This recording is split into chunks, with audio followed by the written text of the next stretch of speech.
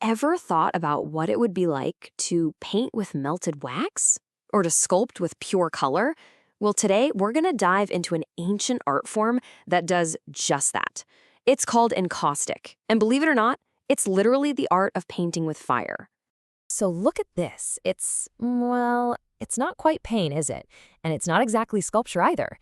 It has this incredible, almost otherworldly glow, a depth and a life to it that you just don't see anywhere else.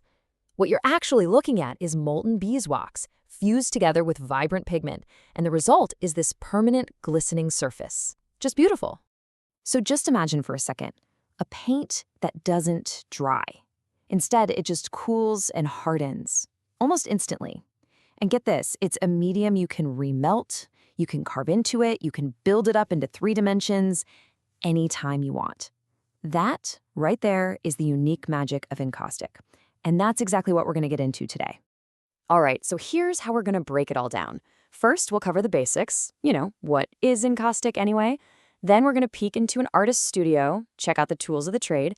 After that, we'll get into the core technique, see how artists get those different finishes, and finally, we'll explore all the incredible, endless things you can do with this stuff. Okay, so first things first, what exactly are we even talking about?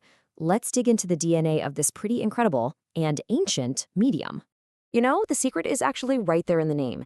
Encaustic comes from this Greek word enkain, and it literally means to burn in. And that right there is the absolute key. With this, you're not just waiting around for paint to dry. No, you are actively using heat to fuse, to literally burn layers of pigmented wax together, bonding them into one solid piece. And the recipe for this stuff? It's surprisingly simple. The main ingredient is just natural beeswax. Then you've got pure pigment for the color, and here's the magic ingredient, damar resin. It's basically a hardened tree sap, and that resin is so important. It acts as a natural hardener, making the beeswax way more durable and giving it that beautiful, polished shine. It's this unique mix of properties that really makes encaustic stand out. Because it's based on wax, it's super durable and practically waterproof. I mean, there are ancient encaustic portraits from Egypt that still look vibrant today. How cool is that? It cools down almost instantly, but here's the really magical part. It can always be reworked. Just a little bit of heat, and you can change absolutely anything you want. Okay, so maybe you're getting a little intrigued by now, right? Wondering what an encaustic artist's studio actually looks like. Well, let's dive into the setup and check out the tools of the trade. All right, before we go any further, let's talk safety. It's a big one. Obviously, you're working with heat, so you need a stable workspace, good electrical outlets, all that stuff. But the single most critical thing, and I can't stress this enough, is ventilation. When you heat wax, it releases fumes. So a good exhaust fan or even just a solid cross breeze, that's not a suggestion, it's an absolute must-have for working safely. And yeah, speaking of heat, this number you see here, this is everything. You gotta keep your molten paint somewhere between 180 and 200 degrees Fahrenheit. That's the sweet spot.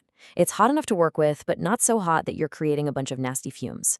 Honestly, getting that temperature control right is the key to both your safety and your artistic success.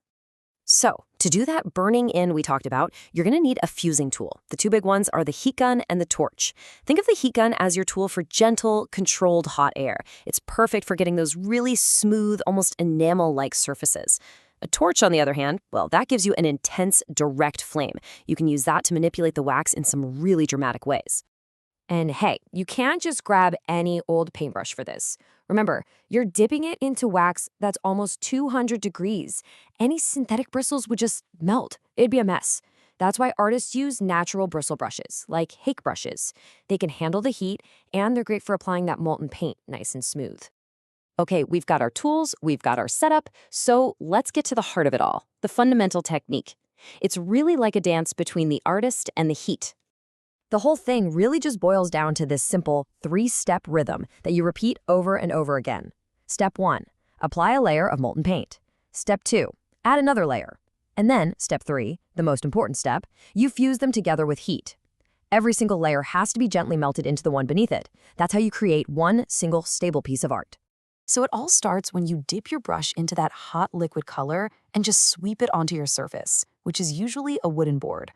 What's wild is that the wax starts to cool and harden the instant it leaves the hot palette.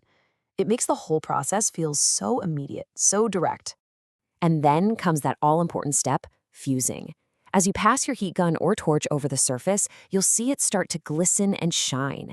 That's the magic moment. That's the visual cue you're looking for. It means the wax is turning liquid again, and it's permanently bonding that new layer to the one right underneath it.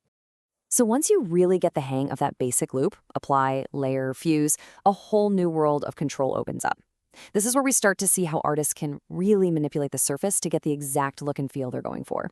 You know, it's amazing how much you can change just by controlling the temperature. Let's say you want a perfectly smooth, almost glass-like finish. Well, for that, you work warm. A warm panel, a soft brush, and you fuse it really slowly and evenly. But what if you want a rich, thick, chunky texture? You do the exact opposite. You work on a cool panel with a stiff brush, which makes the wax pile up, and then you just fuse it enough to lock it all in place. Two totally different outcomes, just by playing with heat. And this, my friends, is where it gets really, really exciting. Because encaustic is so much more than just flat painting. The possibilities, well, they're pretty much limitless.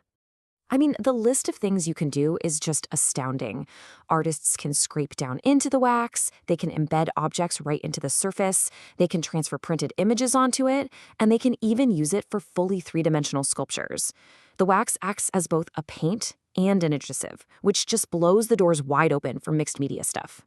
What's so cool about this is that working with encaustic can be both an additive and a subtractive process. Take a look at this. This is a subtractive process.